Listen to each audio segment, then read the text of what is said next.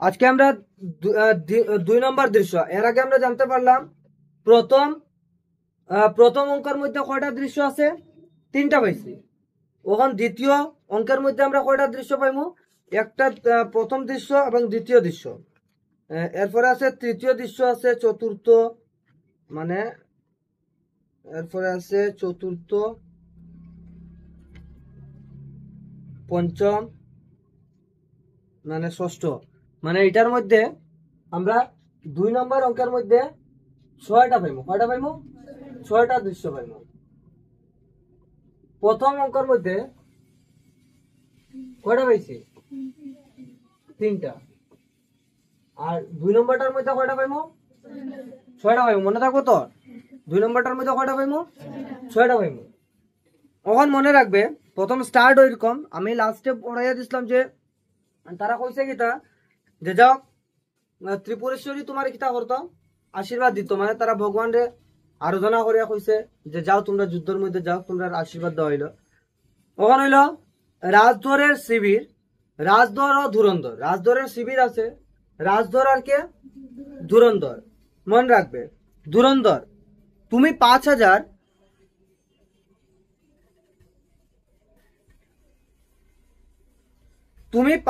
সৈন্য নিয়ে তোফাতে থাকবে নাকি তুমি 5000 সৈনিকরা নিবা? এইগুলা 5000 সৈনিকরা নিয়া তুমি কি তোফাতে থাকবে? মানে তোফাতে মানে শব্দের অর্থ কি হইল, মানে দূরে থাকবে নাকি? রাজধর হ্যাঁ ইশাখার কাছে আমি এই প্রস্তাব পাঠিয়েছিলাম। ইশাখার কাছে আমি এই প্রস্তাবটা পাঠাইছি। কিতা প্রস্তাব পাঠাইছি? মানে আলাদা থাকবো। ধুরন্ধর সে তো আমি জানি, আমি তখন সেখানে উপস্থিত ছিল। আমি তো এটা ব্যাপারটা জানি, আমি সেখানে উপস্থিত আসলাম। তাই নিয়ে অনেক কথাবার্তা হয়ে গেল এই সম্বন্ধে। তোমার যে 5000 সৈনিকরে নিয়ে তফাতে থাকা বা আলাদা থাকা নিয়ে অনেক কথাবার্তা হয়ে গেল। রাজধর কিরকম? ধুরন্ধর প্রথমে তো ইন্দ্র কুমার অট্টহাস্য করে উঠলেন।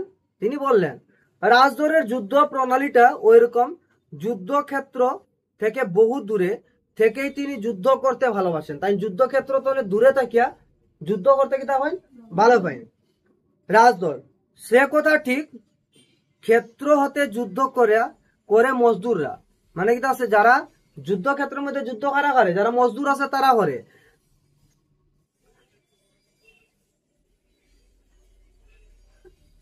মজুররা করে কোন জায়গাতে, মানে মনে রাখিস যে যুদ্ধক্ষেত্রে যুদ্ধ করে মজুররা, বা আমরা মানে যারা যুদ্ধ ক্ষেত্র মানে সৈনিকরাই করবো না, দূর থেকে যুদ্ধ করতে পারে সেই হলো যোদ্ধা। যারা দূর তলে থাকিয়াও যুদ্ধ করতে পারবো কারা, তারা হলো যোদ্ধা। ইশাখা কি বললেন? ধুরন্ধর তোমার উপর তার বিশ্বাস কিরকম সে তো তুমি জানোই। তুমি যদি পায়ে ধরতে যাও তাহলে ও তিনি সন্দেহ করেন নিশ্চয় জুতো জুড়াটা তোমার সরাবার মতলব আছে। মানে তুমি তো নিজেই জানো যে তোমার উপরে তাইনের বিশ্বাস কিরকম আছে। তুমি যদি পায়ে ধরার যাও তো তাই মনে করবা হয়তো তুমি জুতা সরানি লেগে গেছো গিয়া। তাই ইশাখা বললেন, যুদ্ধক্ষেত্রে থেকে রাজধর তফাতে থাকতে চান, সেটা তার পক্ষে আশ্চর্য নয়, কিন্তু 5000 সৈন্য সঙ্গে রাখতে চান, সেটা আমার ভালো ঠেকছে না।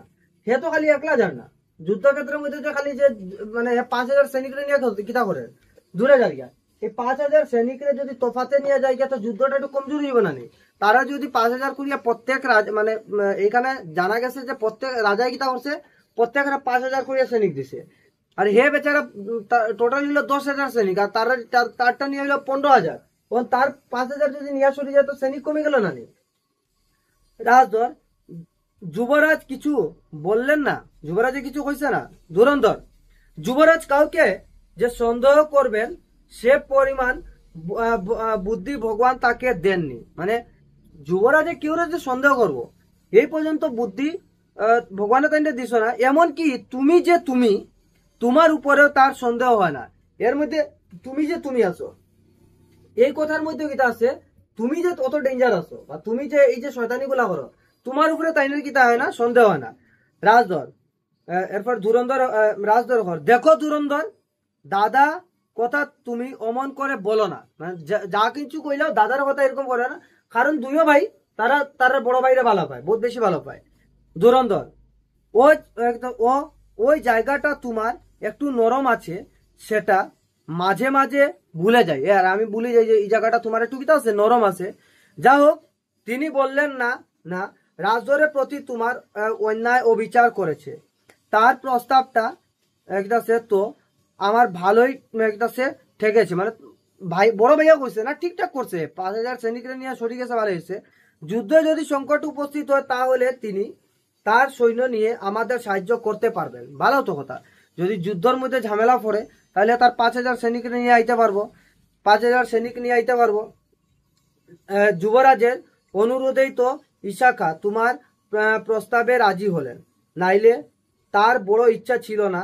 যাই হোক, তিনি আমি কিন্তু আমি তোমার একদাসে আলাদা থাকবার মতলব ভালো বুঝতে পারছি না। কিন্তু যাই হোক, যে কোনো ম্যাটার হোক, কিন্তু তোমার এই যে আলাদা থাকার ম্যাটারটা আমি ভালো বুঝলাম না।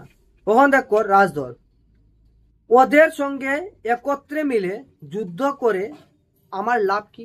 তারার লোকে আমি যদি মিলিয়া যুদ্ধ করি তা আমার লাভটা কি? তাইব জিত হলে তো জিতকে কেউ আমার জিত বলে বলতে নাও তো, মানে যদি জিতে যাই তাহলে তো জিতার পরে হয়তো তারা আমি যে জিতছি এটা তো কইতো না, তারা কিতা কইবে যে জিতার পরেও তো তারা হয়তো কইতে পারে যে জিতটা আমার না, তারা মিলিয়া জিতছি।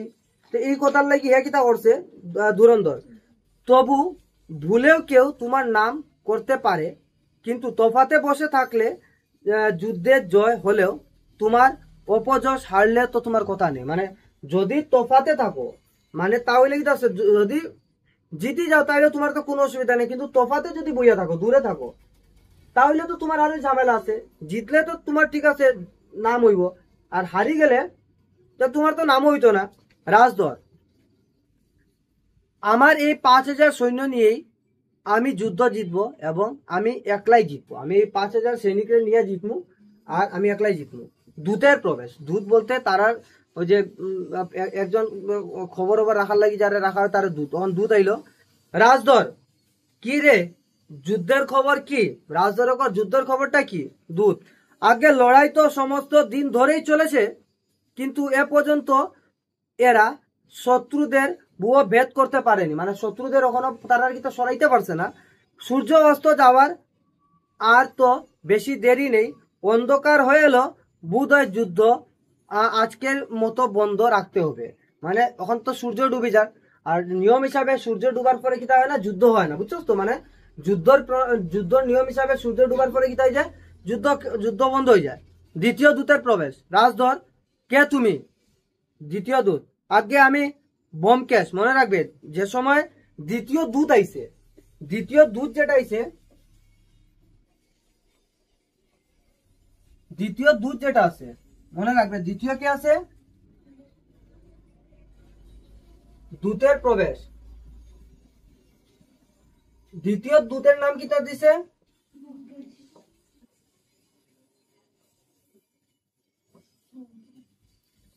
বোমকেশ। এই বোমকেশটারে কিতা করবা দেখবে, বোমকেশটারে তারা ধরিয়া আটকাই লিব, এই বোমকেশটারে তারা ধরিয়া আটকাই লিব দেখবে।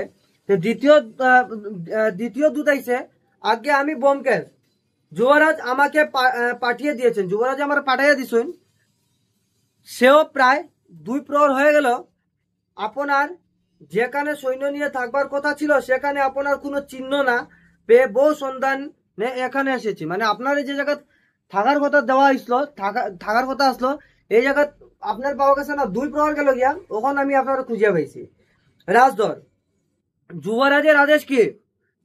দূত, শত্রু সৈন্যের সংখ্যা আমরা যেরকম অনুমান করেছিলাম, আমরা যেরকম অনুমান করছিলাম শত্রু সৈন্য তার চেয়ে অনেক বেশি দেখা যাচ্ছে। যুদ্ধ খুব কঠিন হয়ে এসেছে। কুমার ইন্দ্রকুমার তার অশ্বরোহী দল নিয়ে শত্রু সৈন্যের উত্তর দিকে আক্রমণ করেছিলেন, আর কিছুক্ষণ সময় পেলেই তিনি সেদিকে থেকে শত্রু সৈন্যকে একেবারেই নদী কিনারা পর্যন্ত ঠরিয়ে আনতে পারতেন, একবারে মানে খাদাইয়া আইতে পারতা। মানে যদি একটু সময় পাইতা ইন্দ্রকুমার তাহলে তারা কিতা করিয়া আইলানে, তারা শত্রু সৈন্যরে একবারে খাদাইয়া আইলানে। রাজদর, সত্য নাকি? সময় পেলে কি করতে পারেন সে কথা কল্পনা করে বিশেষ লাভ নেই। সময় পাইয়া কিতা করতে পারবা কিটা না এটা নিয়ে বেশি করিয়া লাভ নাই, কিন্তু সময় পাননি বলেই ভুল হচ্ছে। মানে মনে হয় সময় পাইছেন না, এটাই কথা। তো দূত, শত্রু সৈন্যকে যখন প্রায় তলিয়ে এসেছেন। এমন সময় খবর পেলেন যে যুবরাজ সংকটে পড়েছেন। মানে তারা খেদাইতে আসতো, ওই সময় শুনতে পাইছেন যে কে বিপদে পড়ছে, যুবরাজ। শত্রু তাকে ঘিরে ফেলেছে। ইশাকা তখন অন্যদিকে যুদ্ধ নিযুক্ত ছিলেন। ইশাকা যুদ্ধের মধ্যে ব্যস্ত আসলা। তিনি খবর পেয়ে বললেন, যুবরাজকে উদ্ধার করবার জন্য আমি এখানে আসিনি, আমাকে যুদ্ধ জিততেই হবে, মানে আমরা যুদ্ধ জিতার লাগিয়ে এখানে এসেছি।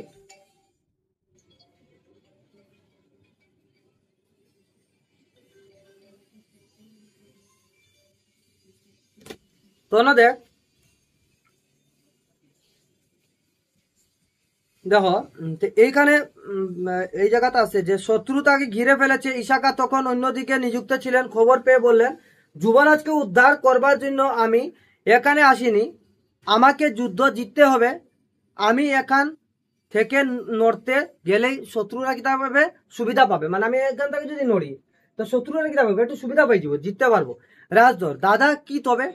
দূত, না, তার কোনো বিপদ ঘটেনি।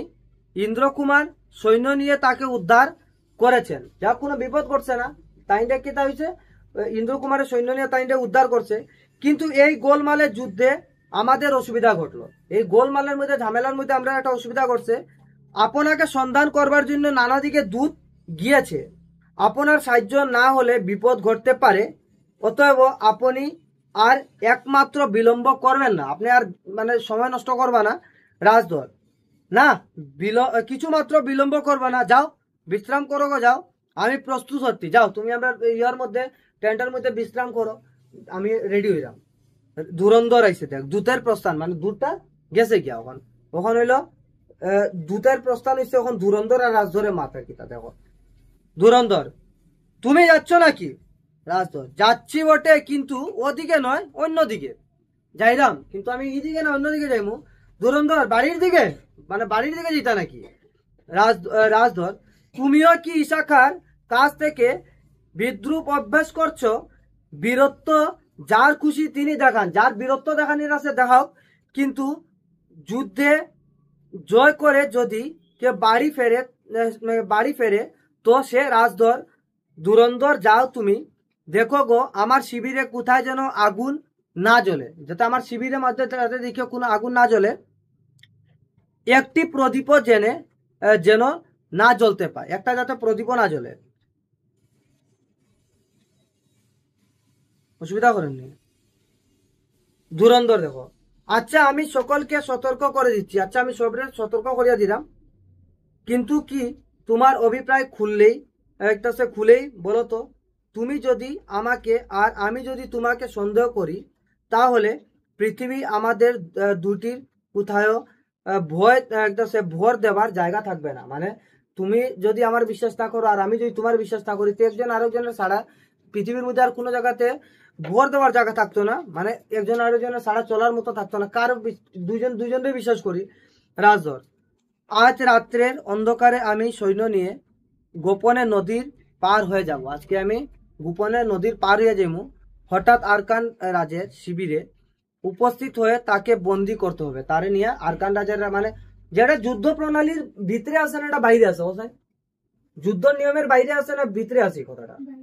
কারণ যুদ্ধ কোন সময় হইতো, দিনের বেলা হইতো, সূর্য অস্তের পরে যুদ্ধ হয় না। এইখানে এ ঝামেলা করার কি না, এ কিতা কইছে যে আমি কিতা করবো, রাত্রে যাই মনে, রাত্রে দিয়ে তারে বন্দি করবো নদীর পারে। তারপর ধুরন্ধর, এখন কোথায় পার হবে? ঘাট তো নেই, এখন কয় পারিবার? রাজধর, পথঘাট আমি সমস্তই সন্ধান করে ঠিক করে রেখেছি, সমস্ত সন্ধান করছি। সূর্য তো অস্ত গেল, মানে সূর্য তো অস্ত গেল, আজ 2.5 প্রহর রাত্রে চাঁদ উঠবে, তার পূর্বে আমাদের কাজ শেষ করতে হবে। মানে আজকে 2.5 প্রহর রাত্রে চাঁদ উঠবো, এর আগে কাজ শেষ করতে লাগবো। অতএব আর বড় বেশি দেরি নেই, তুমি যাও, প্রস্তুত হও আর একটি কাজ করো, যুবরাজের দূত যেন ফিরে যেতে না পারে তাকে বন্দি করে রাখো। এই যে দূতের কথা বলছে না, দ্বিতীয় দূত, এখানে বলছে না তারে বোমকেশে ইটা করে রাখা হয়, বন্দি করে, মানে যাতে দুধটা মানে যাতে ঘুরিয়া যাইতে না পারে। মানে কার দুধ আসলো এটা? যুবরাজের। এটা যুবরাজের দুধ যেটা আসলো, যুবরাজের দূতের নাম আসলো বোমকেশ। বোমকেশ কিতা করার কথা হয়েছে, বন্দি করে রাখাতে, ইহা তো বন্দি করে রাখছে। এখন হইল এ তো রিয়া তোর অসুবিধা করেননি, তখন শুন দ্বিতীয় দৃশ্যের মধ্যে দেখ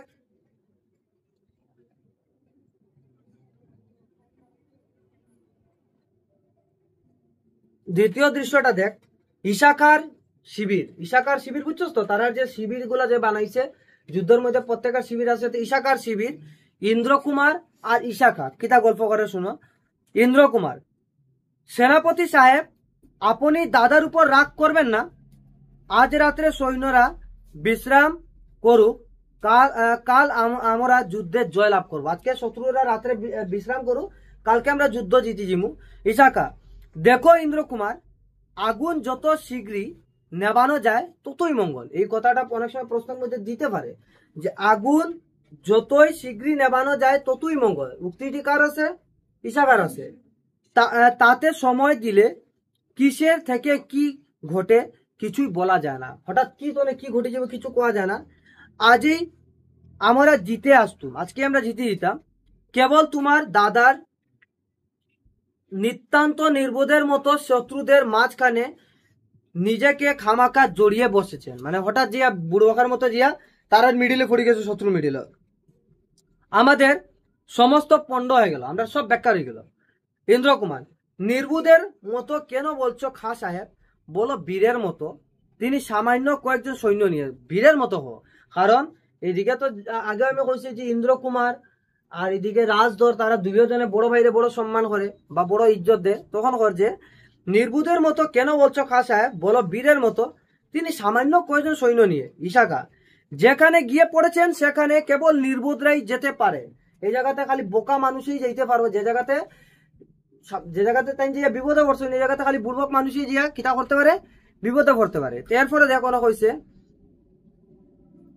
ইন্দ্র কুমার উত্তেজিত স্বরে, না, যেখানে বীর না হলে কেউ প্রবেশ করতে সাহস করতে পারে না, এইখানে বীর না হইলে কেউ এই জায়গার মধ্যে সাহস করতেই পারতো না প্রবেশ করার। ইশাখা, আচ্ছা বাবা তোমার কথাই মানছি, কিন্তু শুধু বীর নয়, নির্বুধ বীর না হলে সেদিকে কেউ যেত না, নির্বুধ বীর যদি না থাকে তো এইদিকে গেল না। ইন্দ্র কুমার, কিন্তু তাতে তোমার লড়াইয়ে তো কোনো ব্যাঘাত হয়নি। ইন্দ্র কুমার, খুব ব্যাঘাত হয়েছিল, আমার সৈন্যরা খবর পেয়ে সকলেই চঞ্চল হয়ে উঠল,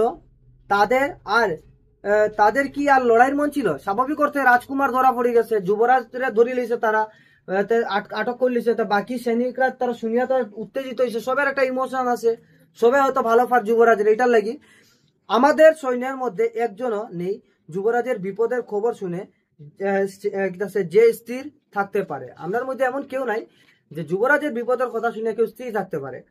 ইন্দ্র কুমার, কিন্তু সেনাপতি সাহেব আমাদের রাজদরের খবর কি? আমরা রাজদরের খবর কিটা?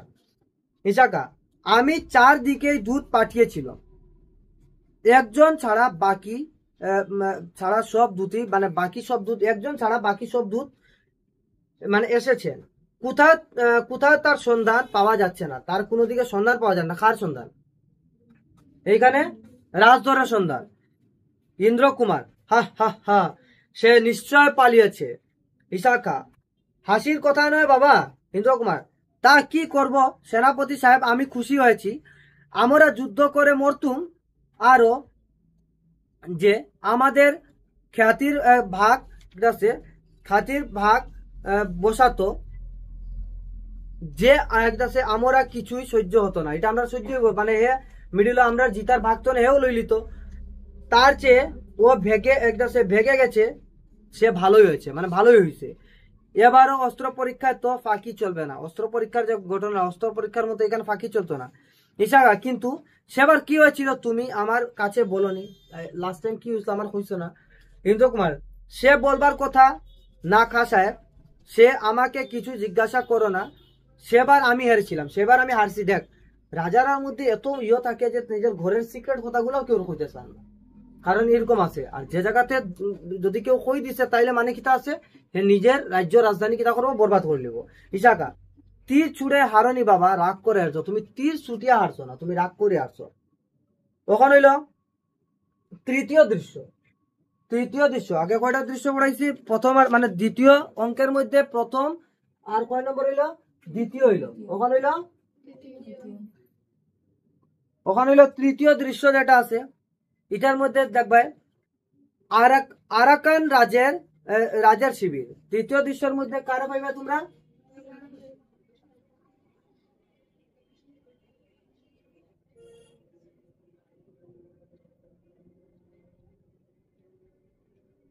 এটা আছে তৃতীয় দৃশ্যের মধ্যে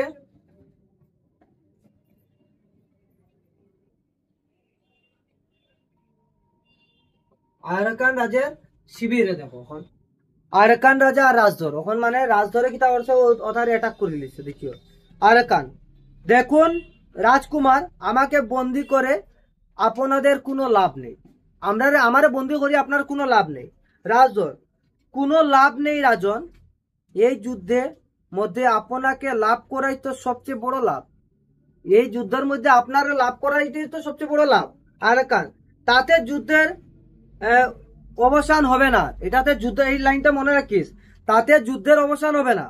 আমার ভাই হামচু রয়েছে, এটা আমার ভাই হামচু রয়েছে, সৈন্যরা তাকেই রাজা করবে। আমার যে ভাই হামচু রয়েছে তারই কিটা করবো, সৈন্যরা তারে রাজা করব। যুদ্ধ যেমন চলছিল তেমনই চলবে। এই যে হামচু নামের ব্যক্তিটা আছে, কিটা নাম আছে? হামচু কে আছে? আরাকান রাজার ভাই আছে, বুঝছো তো? আমার ভাই যে হামচু রয়েছে তারই কিটা করবো, সৈনিকরা কিটা করবো, তারা রাজা বানাই দিব।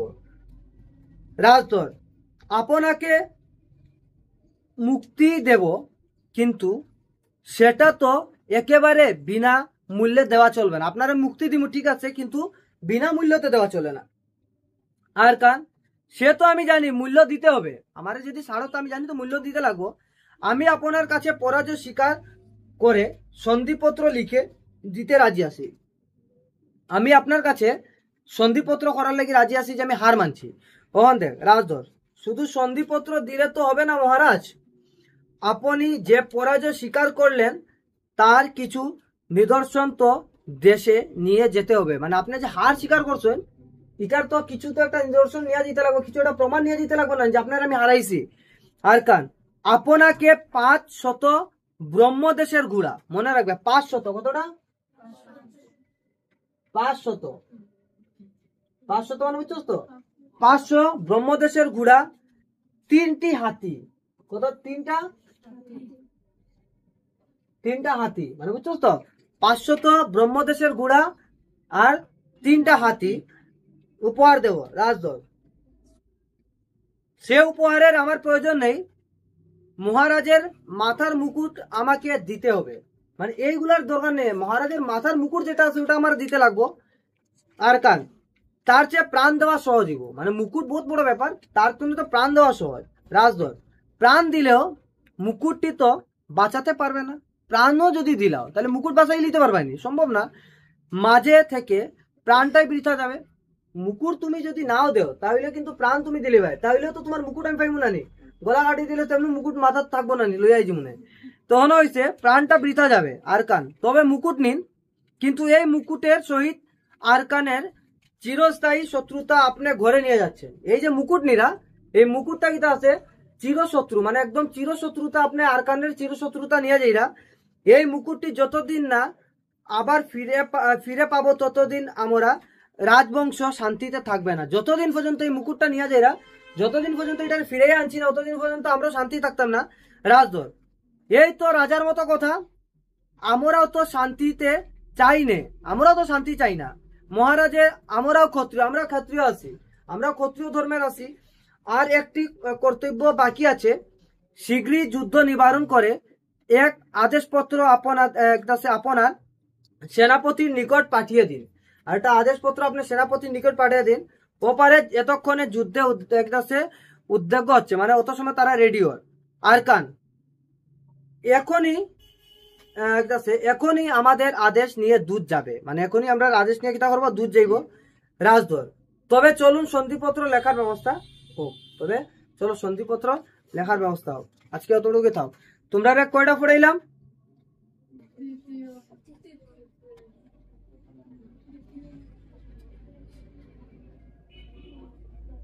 প্রথম দৃশ্যর কয়টা অঙ্ক আছে? দ্বিতীয় দৃশ্যর কয়টা অঙ্ক? 6টা। ঠিক আছে, আজকে কয়টা পড়াইছি? 3টা। ঠিক আছে, বাকি রইল কয়টা? 3টা। এরপরে তো আছে আর যেগুলো অঙ্ক আছে এরপরে এমনিও ফর্মুলে। তোমরা আমার মনে হয় তোমরা বুঝছো। এই হামচু বলতে কার বুঝা গেছে?